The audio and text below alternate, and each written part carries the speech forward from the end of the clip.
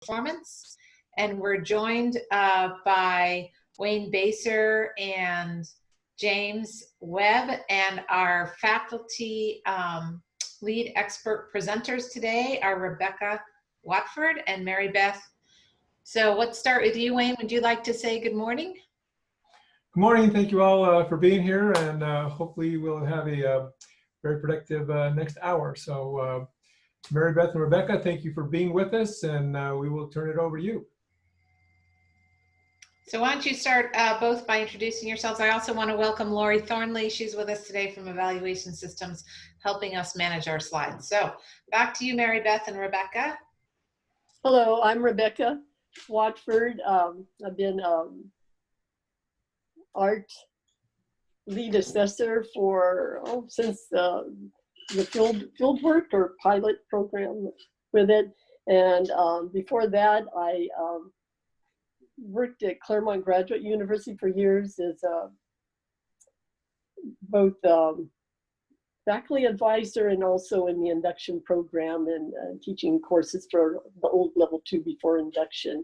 And I worked in grade level up through high school freshman English. So I worked at every grade level and also in special ed. So a lot of different backgrounds and interests, and this is a topic I'm very fond of. Hi everyone, I'm Marybeth Tereszkiewicz. I'm the director of the School of Art Education, Academy of Art University in San Francisco. I am also a lead art assessor, and I taught mostly high school art for over 25 years, and now direct the credential program, which just got fully reaccredited. So I'm excited, and I look forward to sharing with you some of the idea of arts integration assessments. Okay, I'll be starting, and I'm giving more of a background on performance-based assessment, and then Marybeth will give some specific example on how to implement it. A little background on it: performance-based assessment's been around quite a while, although in the 1990s I was teaching special ed at the time, and it came out, and with students with individual education programs, we often use performance-based assessments where they would perform or do a project, something, and we would assess them that way. It kind of fell out of favor for a while with the reauthorization of the individual idea in 2004. There was a real focus on standardized testing, and even for our students in special ed. So I don't know, it's come back now, and it's I think with Common Core coming in and looking at more authentic types of assessments and a variety of assessments, it's come back to life again, and it really is something that I'm interested in. So what is it? Probably most of you have worked with performance-based assessment to some extent. It evaluates students' learning outcome based on a process, a product, or a performance. Students create, instead of measuring performance on an assessment tool provided by a teacher, maybe a typical type test, and not just multiple choice, but any type of test that might have been pre-made or teacher-made. It measures students' ability to acquire skills and knowledge learned from a unit of study or units of study, or maybe just a few lessons. It may not even be a whole unit. It promotes students' ability to apply knowledge, practice skills, and develop effective work habits for working independently or collaboratively. And I'll have some examples of that. A process might be, that's one that I did a lot when I worked with teacher candidates in more mod severe type special ed classes, where students would actually be evaluated on learning processes that they could do, following directions, and maybe moving from one activity to another. So evaluates the actual task performance. It does not emphasize the output or the product, but looks at the processes involved. Okay, next slide. Thank you. It challenged students to use higher order thinking skills to create something. It allows students to think reflectively and make choices. And I think that's one of the really important things, is that the students have more involvement and can make more choices within their learning as they decide what method would be best to demonstrate their learning strengths and skills. And it provides opportunities for students to participate in performing tasks, activities that are engaging and meaningful to them.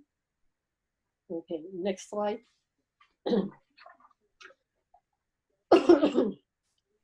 Okay, some of the features, it's open-ended. It doesn't require a correct or incorrect answer, as a lot of our assessments do. Demonstrates authentic learning. And this is just a few examples we'll talk about more later. Students create something that's more related to real life, perhaps, like newspaper articles, debates. Probably many of you have done science projects like I remember doing. That was kind of an early authentic learning experience for most of us. Students gain a better understanding of content because they are more actively involved. It's more engaging for them. They're learning in the learning process. They apply their learning to demonstrate understanding. Often it's used as a culminating activity. I don't know how many PTs in the induction program I worked with, and many in social science, and they would have students do some type of a poster board where they would be sharing information that they've learned throughout a unit, and they were assessed on that. But it doesn't have to be a culminating activity. It can be used as a formative assessment or a formal or a culminating. So, but often I've seen it used as a culminating activity. It interrelates teaching, learning, and assessment. So as you're teaching, students are learning, and they're going to be learning the skills and content, and then they apply it to the assessment, where they continue to learn. As they're doing the assessment, they're creating something they continue to learn and practice the skills they learned, they've been learning. Provides opportunities for students to make choices in technology, research, and how they share their understandings. So it's usually a teacher would set up perimeters of what they want the students to do, but there's a lot of choices within that. They may want to do a PowerPoint. They may want to share in some other way, but they often have a range of choices. Next slide.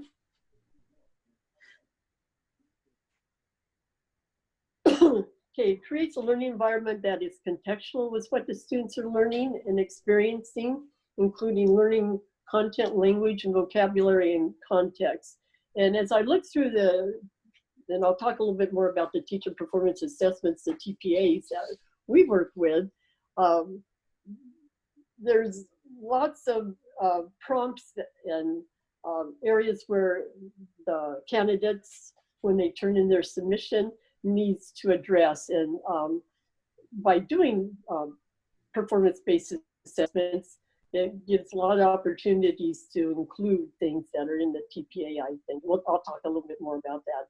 It fosters a link to prior learning, because it brings in what the students have learned in the past and their life experiences, their background knowledge, and they can construct it helps them to construct their own understanding based on those life experiences in their past academic experiences. It offers a variety of means by the students demonstrate what they understand. And I've already mentioned that there's a lot of ways that they can demonstrate.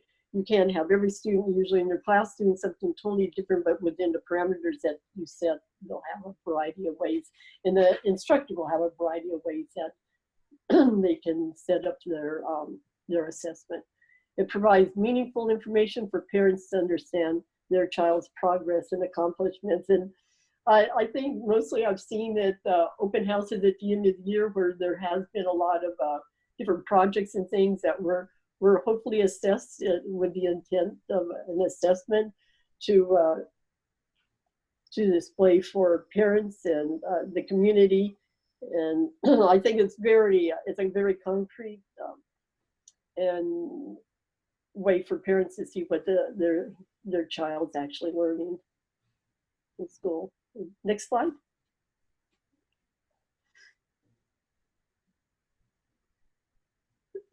So steps for success. You have to decide what you want your students to know, of course, plan learning outcomes, determine how you can assess students in a fair and equitable manner that aligns with learning expectations. It's important when possible that the students and the teachers agree. You may, that you agree on what's the criteria is going to be for assessing. And I'll talk some more about rubrics in a couple of slides and why that's important. Recognize that the performance-based assessment often takes more time, both for the students to produce and for the teacher to assess. And I do have some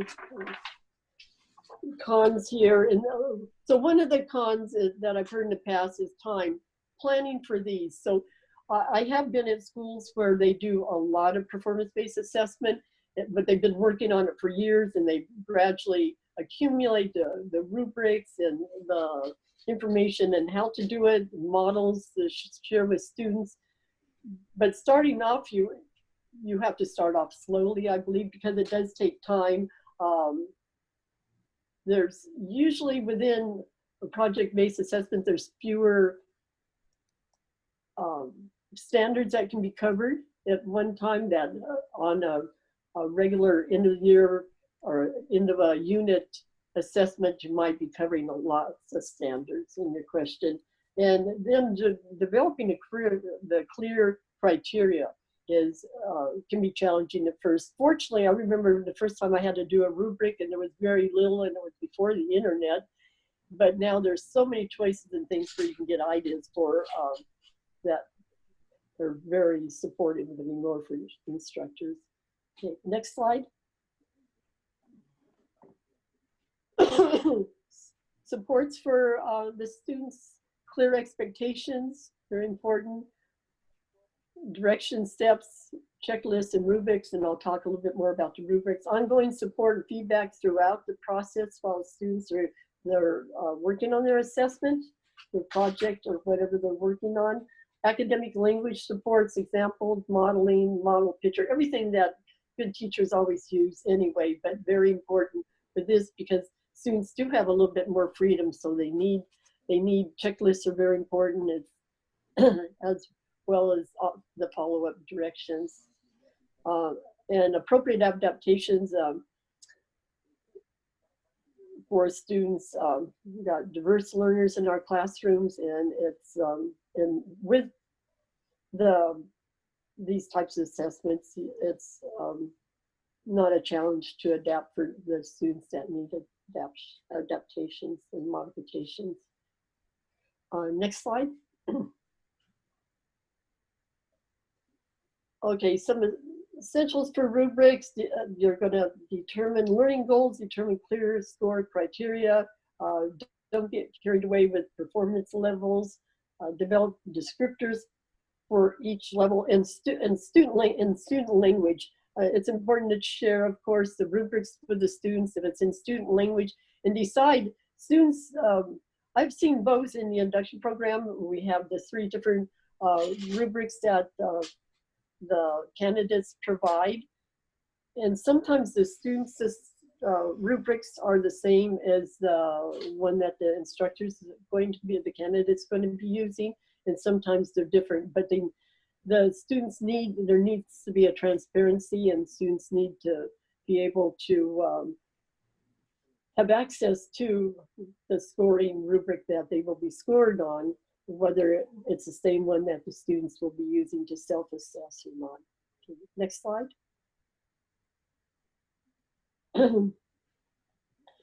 And one thing I find really interesting with performance-based assessment is that it provides lots of opportunities to enrich and support all the different things that are involved in teaching practice.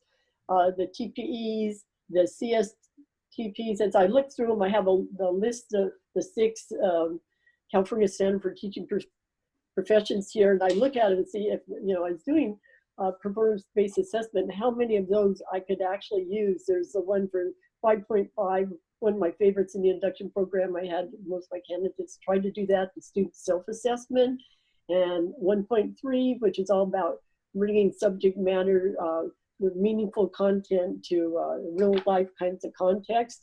So as I look through there, it's just amazing with the performance-based assessment, how many you can actually cover. Common Core, the English language development, all of these can easily be worked into this type of assessment. On the CalTPAs, I don't know if everybody calls them HOT, higher order thinking HOT, but we often abbreviate to that. I have Bloom's taxonomy and DOK, depth of knowledge charts right in front of me, often combined, again, looking for those higher order thinking. When students are doing assessment, where they're working on their assessments and they're working on a project, they're using all those different higher level thinking skills that they've learned, they're practicing them. 21st century expectations, I'll talk a little bit more about that. And I'm going to talk a little faster about universal design for learning. I'll talk a little bit more on another slide about that. Next slide, please. Okay, 21st century skills. There's no set list. Different states, different schools, different districts seem to have their own list, but the main things are often called the 4 C's: critical thinking, creativity, communication, collaboration. And also you can include in that research. These are some of the main ones that most lists will include: research skills and technology literacy, self-direction planning, time management, collaboration, communication, life and career skills. So as students are creating a project or a performance or going through a process, all the different types of performance-based assessments, they're practicing and using all of these skills that are so important to our times. Next slide.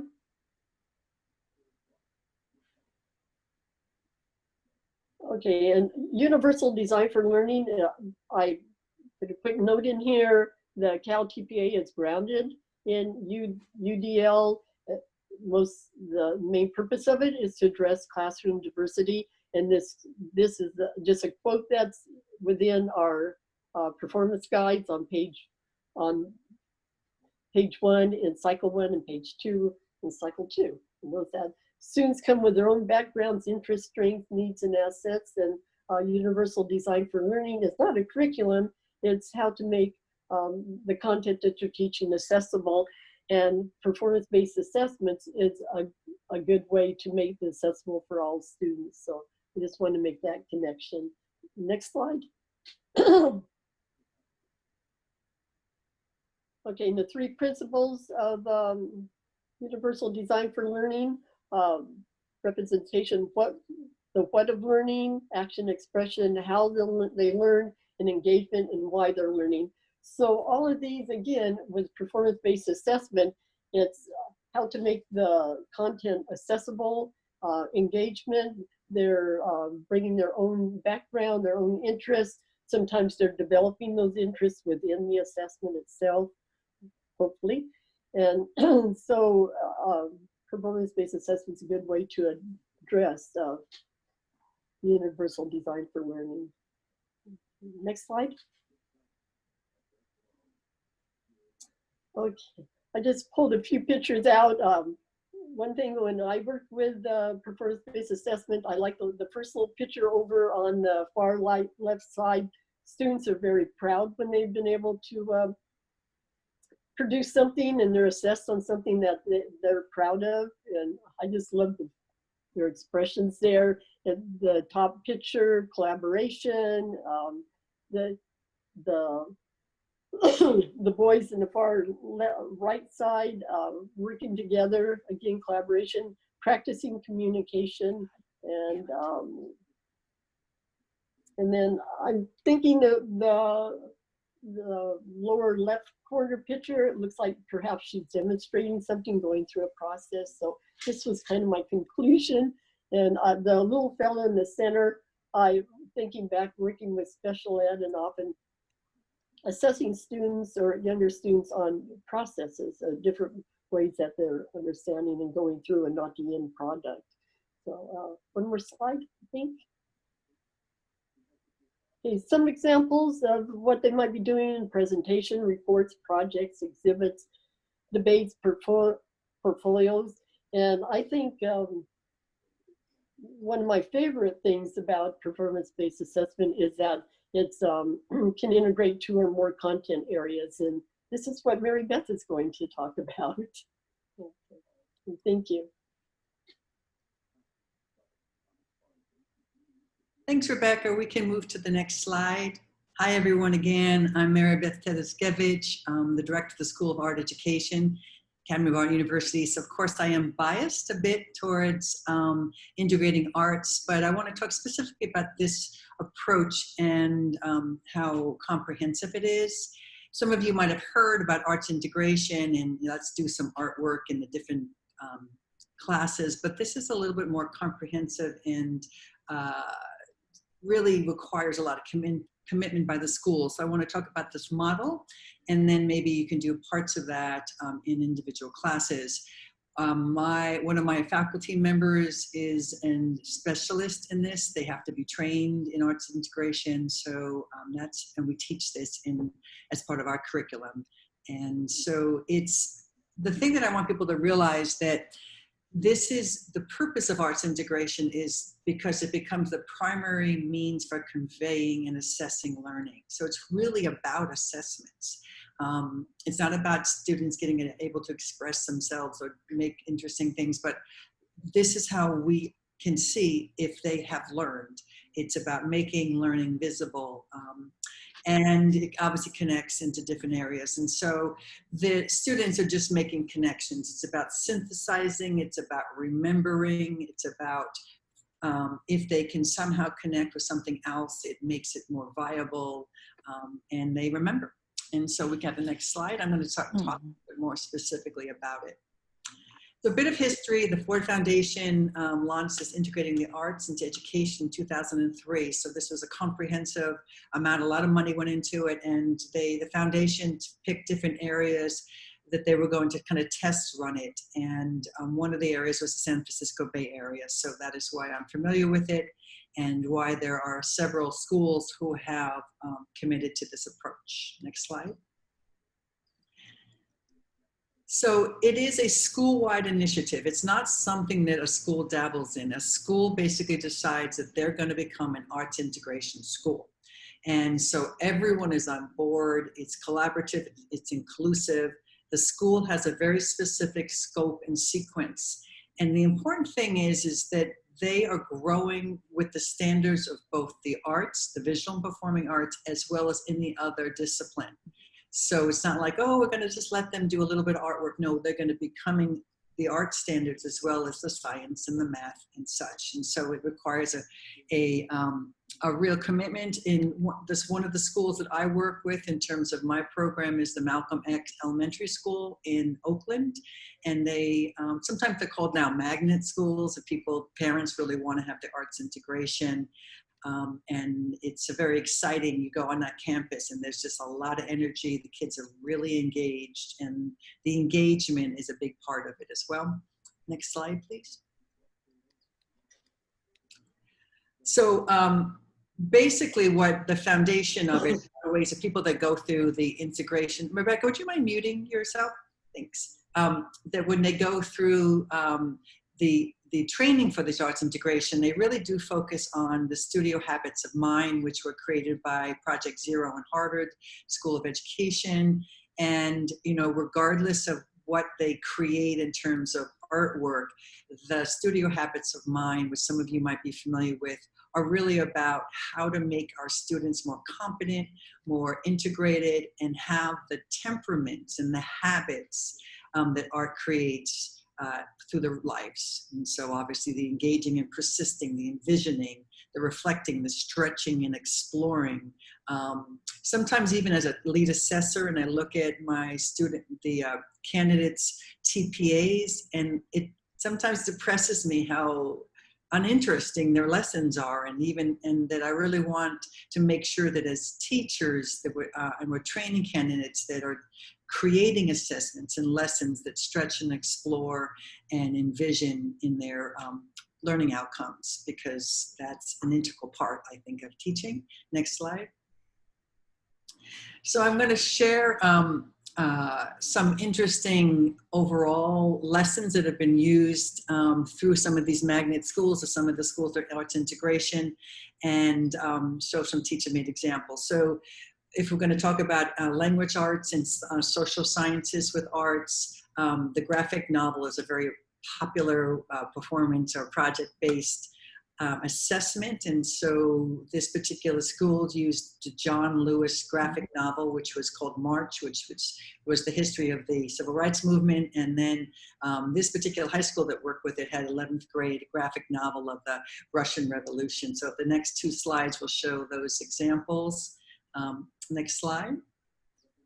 So this was a famous, it's worth, especially now again with his passing, but also what's happening today in the news.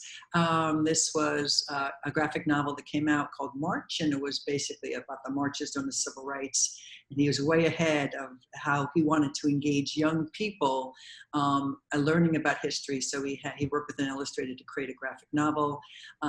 And then the next slide will talk about how the students in this particular school learned next slide please, learned the Russian Revolution, and each person was assessed by their page that they created that depicted the Russian Revolution historical steps. And again, there's going to be different levels, but the students learn about perspective. They learn about the dynamics of different, this is a close-up, this is a wide angle shot, this is emphasis, why there's the red, the idea of color and black and white. Next slide. This one's an interesting one because I'm from the Bay Area, and this focus artwork was Ai Weiwei's exhibit at the Alcatraz Island called At Large, and it was an amazing experience that I brought my students to, and a lot of schools, unified school districts brought their students to this. It was right in the prison, and these are artwork that is actually literally made by Legos. And they are all political prisoners, or prisoners of consciousness, and then there's a whole catalog of them. And we actually had, there's a whole, people here in the Bay Area had to create these because he was unable to leave China, and so I helped make some of the Legos together. And so this exhibit was a focus artwork, and then this is an example of what you could do. And then the next slide, it is an example of students creating similarly some sort of statement on a political, this is about climate change, and the assessment was the creation of being part of this public art project, but also on the back of it, they had to do all the research that showed the science background of why this was an issue, and that I think public schools need to support science now more than ever. And so they had to prove both their passion for this topic, but also the science of the topic. Next slide, please. This is actually for the math teachers. The maths, whenever school I was teaching at, when I taught high school, I would make them do this because I think they're so incredibly beautiful.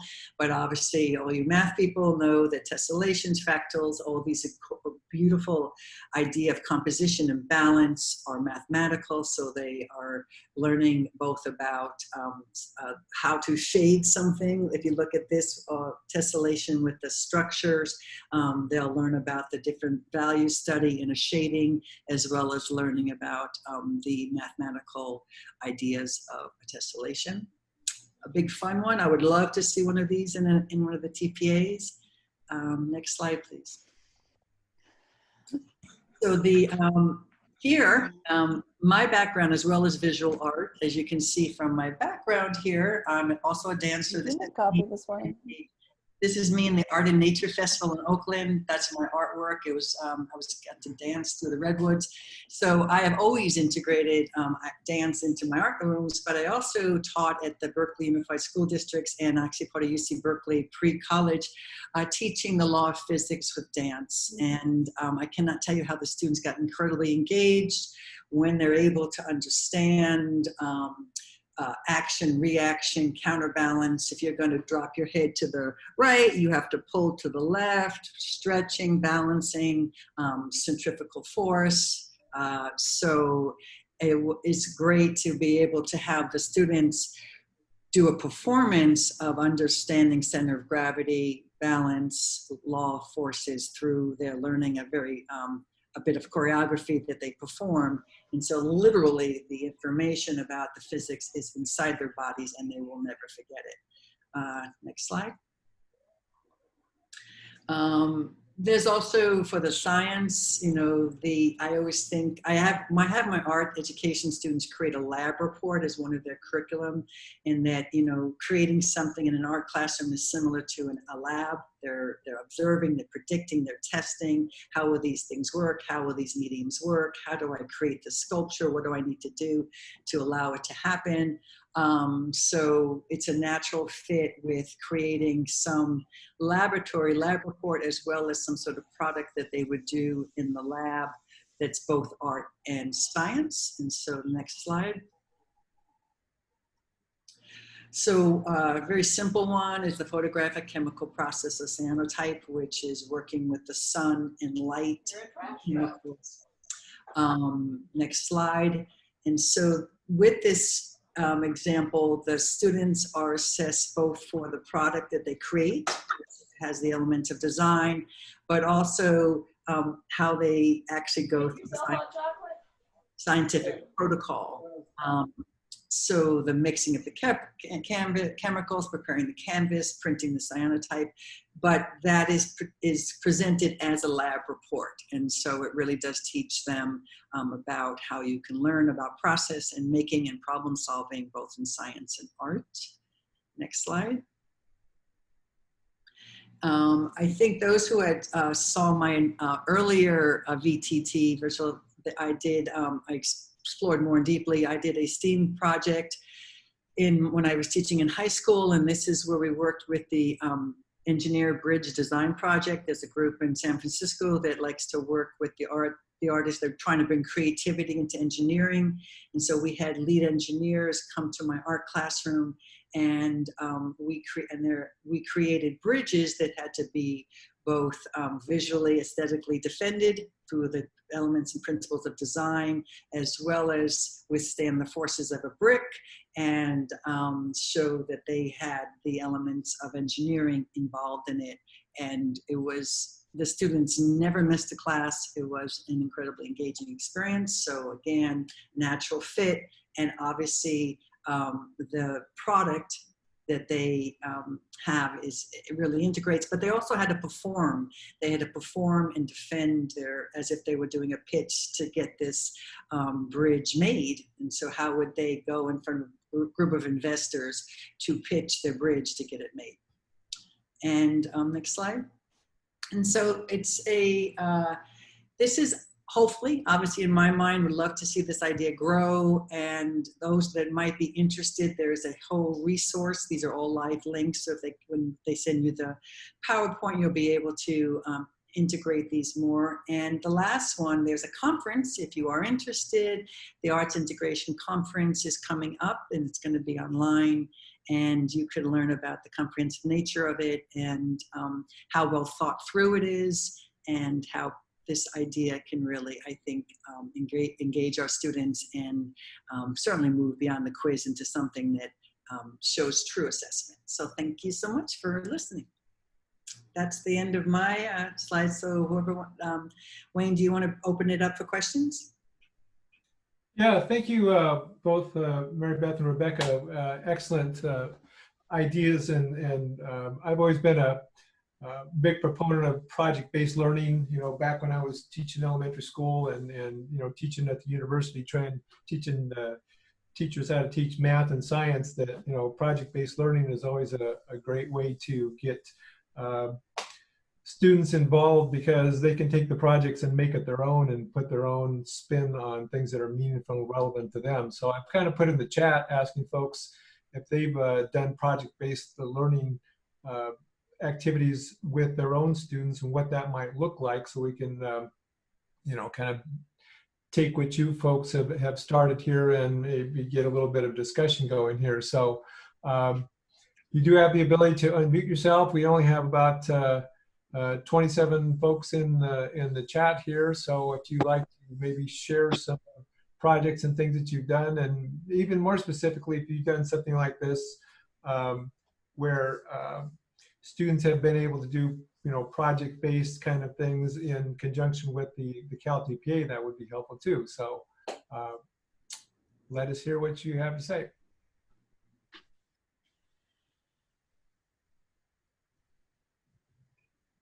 Oh, I love the Shark Tank style pitch. That's like really smart.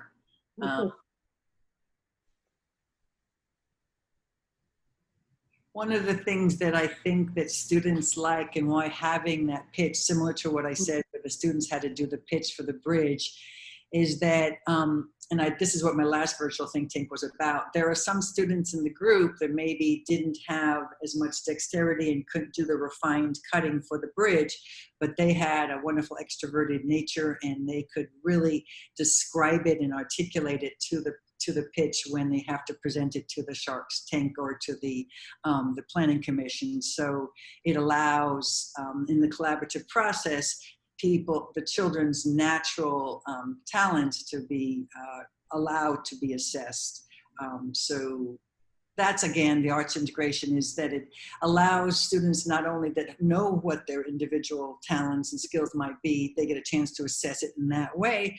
But a lot of times, remembering, I taught mostly in schools that were not in privileged neighborhoods. And so a lot of these students never had their parents give them art classes, never knew that they could dance, never knew that they could create art, never knew that they liked theater. And so having these project-based or arts integrated assessments gives the teacher an opportunity to see, oh my God, look at this kid, didn't even know that he or she, you know, could do this type of arts performance-based. So it's a chance to have the students be assessed, but also have them reveal what they might actually be really good at. And other things that you can do is, you know, integrating this into other content areas, which you guys had talked about. I remember back when, you know, you'd have, you know, teaching 6th grade, and typically, you know, students would read a piece of literature, a book or something, and, you know, what would most teachers do? They'd have them write a book report. It was like the most boring thing on the planet, you know. So I would say, we would brainstorm as a class, what else could we do besides book reports? So they'd come up with all kinds of ideas. We could draw pictures, we could build dioramas, we could put on puppet shows, and we make a whole list of stuff. So we put that on the wall, and I would put my last thing on the list saying, okay, if you don't like any of these ideas, then come up with something that you would like to do. And it would just, you would be amazed at how engaged the students were in those kinds of ideas, be able to come up with their own project, to be able to come back and talk about some of the parts of the book that they read. So, you know, talking about the rising action, the climax, and the falling action, the development of the characters and all of that, just by the different kinds of projects they created. They were just totally involved in the learning. And those are the kind of things that, you know, hopefully we will see some of that in the CalTPA, but, you know, that's just one idea. There's all kinds of ways to get project-based learning involved in all the content areas and get students actively engaged in the learning. I think it also requires teachers to be a little uncomfortable. I think that a lot of times, this is just my own awareness when I try to go into schools and teach this, is that sometimes the temperament of a teacher is a controlling, like they literally are good at controlling and managing, you know, a classroom. And for them to be a little uncomfortable with what's actually happening, and that maybe people are doing different things, and maybe there's a little bit of, dare say, chaos, but, you know, a lot of excitement happens with moments of chaos. And so how do we prepare our teachers to be a little bit more, have a little more comfort, get outside their own comfort zone to create really engaging things. That was my concern, you know, when I see the TPA with every single lesson being exactly the same. I don't want to be part of the problem. So, you know, really encouraging your candidates and encouraging maybe their cooperating teachers or their mentor teachers to allow for a little bit of an alternative. It shouldn't be, but somewhat of an alternative way of assessing. So I think it starts from the top on some level, what the schools will allow in the classroom to be assessed. Yeah, and it is sometimes hard for teachers to step outside the box, and you know, they do need support from parents and from the principal to be able to take on those kind of projects. But usually if you can go back and you can justify those, and you can take those projects and tie those to the California content standard, and you can tie those to your goals and objectives. And what Rebecca talked about, making sure that you develop rubrics, not only develop rubrics yourself, you know, the teacher candidate, but develop those in conjunction with the students so they have ownership of the rubric, so they can go back and they can take a look at that and they can demonstrate that they've met these particular competencies at these particular score levels. And, you know, if kids are engaged in that process, boy, sometimes you just have to sit back and get out of the way and let them go. But it's hard for some teachers to do that. But when that happens, it's magic. Well, that's what, you know, it's funny. I think it's the opposite. I think, you know, I say when your students are engaged, teaching is so much easier. So maybe there might be a day or two when it's a little, and then you go in there and there's like, it's just happening. And so, you know, if you can sell it more, that actually it makes teaching, I think, easier, and it makes classroom management easier, and it sometimes even makes assessment easier because it's all clearly delineated and the students are engaged. So it is a little bit of a uphill battle sometimes, but I think that it's I agree. It makes it easier, but I have been many classrooms where even the master teachers is giving up that control for the student teacher or the PT, the participating teacher, to take charge. So I think it's a little hard to give up that control for many teachers, but it is, like Wayne said, it is magical when kids start really caring about what they realize, that what they're learning has meaning for them. It is magical. And I'm looking at Amy's comment, and thank you for mentioning multiple intelligence. I had handwritten that on but I didn't have it on the slide, that yeah, the assessments and performance-based assessments and learning certainly is an easy way to engage students and find out, as Marybeth said, what kind of hidden skills do they have and interests. And multiple intelligence is another thing that I can't say how many in-services I went to in the early 90s when it was first out, lots of them, and then it kind of died out. And again, it's kind of come back with Common Core, a lot of these good ideas and looking at things and planning for the different diversity in their classrooms. So thank you, Amy. I also think, you know, as much as I love the word magical, I think sometimes that people see that as like a little, you know, not as founded also in the reality of data. So I think it is magical, but it actually is really real. And it's actually something that can happen more often than you think. And I think just like a lot of times when I teach art and people go, oh, I'm not an artist, I don't have the talent, I don't have, like it's some sort of magical thing. And it's not, it's literally when the teachers are skilled in doing this, it happens. It doesn't just happen every once in a while by magic, it happens consistently. So it just takes the practice of it. And I think, you know, for me, it's about synthesis. I remember I learned something when I was getting my credential that kind of broke my heart, but actually was true. They said something like they did this big test, research, and what children remember, what you remember after school. And after 10 years, you forget 75% of the content that you learned, 75%. But you remember the processes you learned. You remembered the product that you made, but the content you lose. And that was kind of mind blowing. I'm thinking, why are kids going to school? And so I always remember that Quizzes might test content, but you're going to forget that content unless you relearn it. But you're not going to forget the process, and you're not going to forget the process. And so as an art teacher, that was thrilling to me because they remember that. But again, this is not magic. There's a science to it as well. This is what students remember. This is how students synthesize information.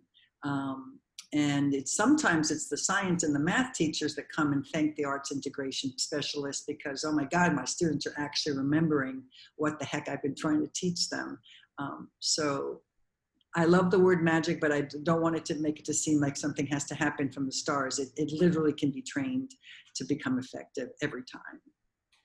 Yeah, absolutely. I still, even today, you know, I'll have students, former students that I had 25 years ago chase me down on Facebook going, well, we remember those when we got to make our own puppet shows or put on our own plays and they got to write their own scripts and all that kind of stuff. They were, I don't remember anything else, but that's the stuff I remember. Absolutely. I mean, it's sad on one level, but then again, what are we teaching? Like, what are we teaching? We're teaching, especially that whatever this 21st century skill is, you know, we're teaching students to be engaged in a process. We're teaching students to be able to feel free, to persist in their ideas, to be comfortable enough in their own thinking to brainstorm and maybe make a mistake, to take risks. So these are habits of mind, you know, that you want your students to have. When all the content leaves, what habit of mind have you taught? So, and it's not like you're losing the content because you take all that content that, you know, comes in the content standards and you embed it in the project. So by doing the projects, they're demonstrating that they have the knowledge, skills, and abilities of those products, those contents that you know, come out of the standards. So yeah, you are measuring all of that, but you're not doing it in a rote way. So it's everybody get your pencil out, we're going to do a multiple choice test. I mean, that would put me to sleep. It also builds their confidence in time management, making decisions. I know my daughter did very well in school, but she couldn't prioritize her time management. And so, you know, just a lot of practice, it builds those things, which are often we don't realize is a challenge for even GATE students. So I'd be curious if anyone wants to type in, like, what are their concerns? I mean, there are concerns, and there is, you know, so is there anything that you feel that maybe this is hard, especially for beginning candidates? Maybe they just want to have the quiz because they want to pass their TPA. And maybe that's something for the TPA to consider as well, or, you know, in making them want to pass, you know, how do we encourage them? And we do that with the asset-based learning and the UDL.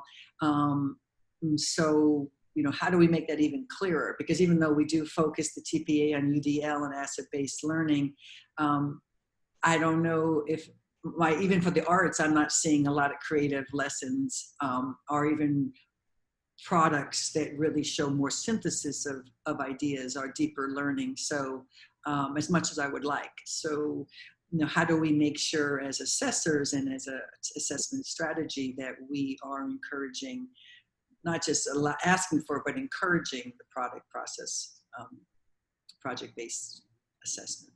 Well, and that's why when we framed the CalTPA, we wanted lessons that were based on product, process, or performance. You know, we don't want worksheets. I mean, that's not good teaching, at least in my humble opinion. And so we're asking for that. So, and a lot of times we are seeing that, but you know, it's a big ship, and it's going to take a little time to turn that around. And we are dealing with teacher candidates that are in somebody else's classroom with somebody else's rules and somebody else's norms. So, you know, I can remember my first year teaching when I was a student teacher.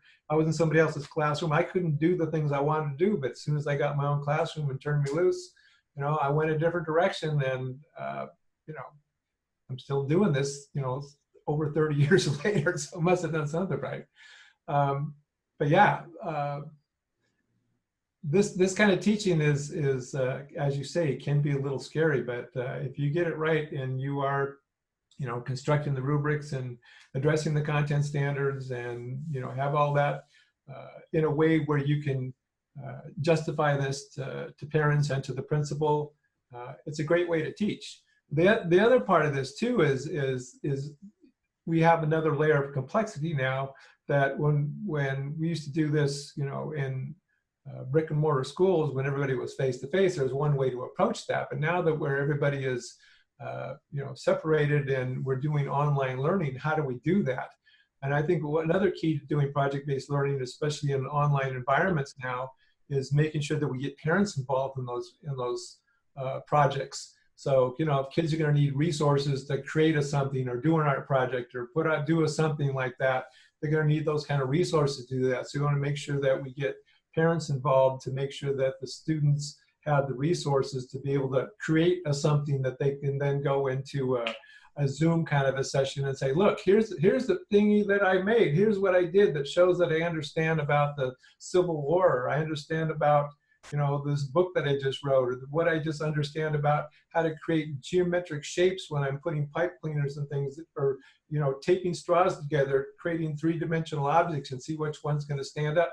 I mean, those were all great things, but the kids need to have the straws, they need to have the art projects. And so, you know, we can't forget that, you know, as kids are sort of sequestered in their own homes, that we work with the parents to make sure that they have the support and the supplies that they need to be able to create these kind of projects. So that's another important layer to all of this. Or, I'm looking at Kelly, your post, doing less and doing it deeper. I'm thinking what you're saying is what they truly learned from doing performance-based learning or assessments, that they're learning it, and as Wayne said, they probably aren't going to forget it. They'll remember all of those things that they learned, they were proud of. But as I said, you may be covering less standards and not going through them as quickly. I'm thinking that's what you're probably talking about. Good point. well, and just taking off on what Wayne was saying, if indeed this COVID goes on for a while longer and students have to be online for another semester, then I'd like to, you know, have the school districts connect with Adobe and Windows and Apple and give free access to the Adobe Creative Cloud, or all these incredible, like our students get to have an Adobe Cloud contract, and so they get to go to Illustrator and Adobe Photoshop and Premiere Pro editing suite and all of these incredible these things where they can just draw around the computer. They can do incredible things on the computer, but a lot of these programs cost money. So that's something that I feel if we want to continue the project base and we have these computers, then the students, the school districts will have to be able to get money or donations from these tech companies to allow students to be able to do creative things on the computer. Then you have to make sure that the students have the computers for equity and such. But there are amazing things that students can do through, we have one of our curriculum is arts integration with digital tools, and how to get both the teacher and the students engaged with these incredible tools that are digitally on the internet. But sometimes they cost money. So I'm hoping that that's going to be something that the tech world, especially in the Bay Area, steps up and allows these students, because the pipe cleaners are great because they're tactile and real, but students are very comfortable with the digital world. Yeah, and there are a lot of free resources out there. The whole Google platform and Google Slides and all drawing projects and all those kind of things are embedded in that whole ecosystem that are free. That, you know, but once again, we have to have teachers and teacher candidates aware of those resources and get those resources in the hands of kids so they can just log on to, because there's all kinds of creative websites out there that have all kinds of creative tools that they can use that are free, and all they have to do is log on and access those resources and create something in the digital domain. That's another whole way of doing it. That they don't have to create a real project that, you know, hangs on the wall. They can create a digital one.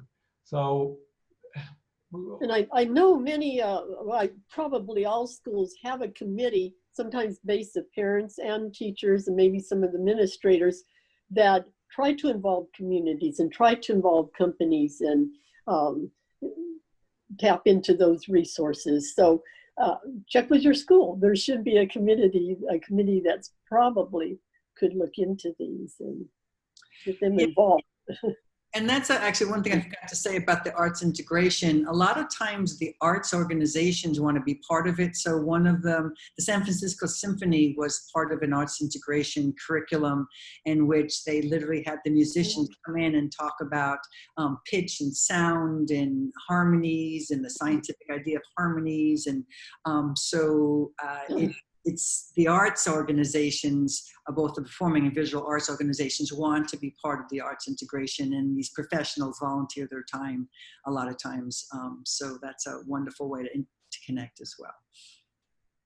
Yeah, and there's all kinds of, especially now with restrictions on work and things. I mean, there's just a lot of creative people out there, artists and musicians, that'd be more than happy to come alongside and come into a Zoom call alongside and talk about, what they're doing with their music or what they're doing with their art, or, engineers on how they're building structural things. There's all kinds of folks out there that are willing to come into those kinds of Zoom platform things and share and interact with the students. And that's when learning becomes real, because it's tied to the real world. Boy, the stuff we're learning in class today is not just something I'm doing for an assignment within the four walls of the school. This has stuff to do with real world.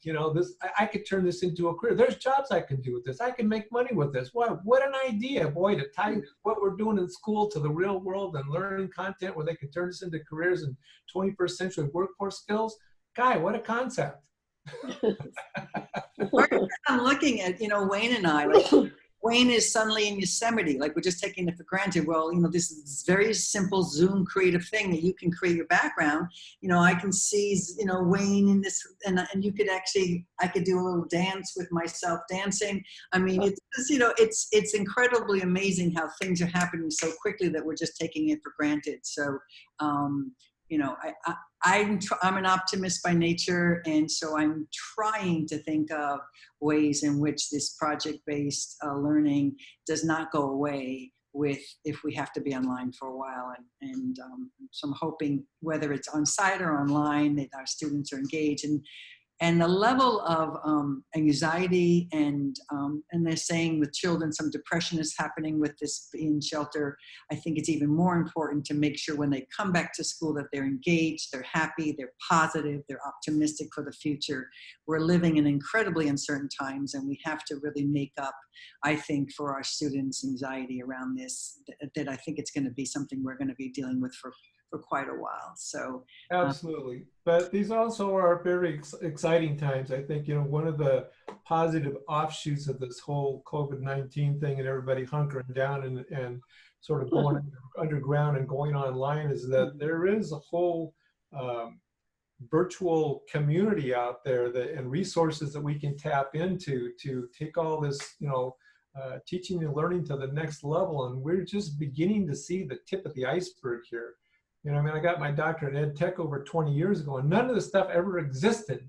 The tools back 20 years ago is like, back in the caveman days. But so the interesting part is that a year from now, the tools that we're going to be using haven't even been invented yet. No. So where is all this going to go? We don't know, but there's a lot of creative people working on this, and it's going to be really exciting for teachers and for the students on the different kind of tools that they're going to be able to use in the next coming years. Because whether COVID-19 gets we come up with a vaccine and a cure tomorrow, I don't think this online learning and all of this that we're working with now, this isn't going away. I think in the future it's going to be a combination of face-to-face and online learning from this day forward. So I think we've turned a corner here, that we're not going to go back to life as it was before this happened. So who knows? Everything happens for a reason. We'll just have to kind of hold on and see where it goes. It's a little scary for everybody, and there's a lot of anxiety out there, but it's quite a journey. So, but anyway, thank you, Marybeth and Rebecca, so much for your time. I think you've opened up a conversation that we haven't had in other virtual think tanks. So we really appreciate you for setting the spark and the tone for this and taking this a whole different direction. We really appreciate your expertise, and everybody that attended. We hope that you got something out of this, and thank you for your comments. We appreciate this, and we will hopefully see you for the next one. Thank you so much. Bye, everyone. Thank you. Thank you, everyone.